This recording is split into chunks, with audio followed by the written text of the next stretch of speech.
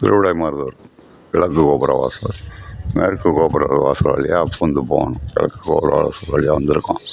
பார்ப்போம். அது கல் தூண்கள் பழைய காலத்து கண் ஒரு எப்படி இருக்குன்னு பார்க்கலாம்.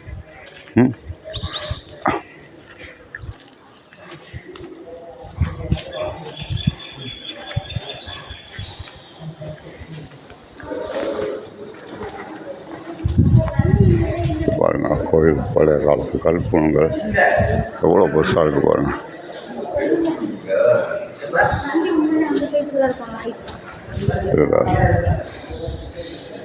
லிங்கம் முன்னாடி உள்ளது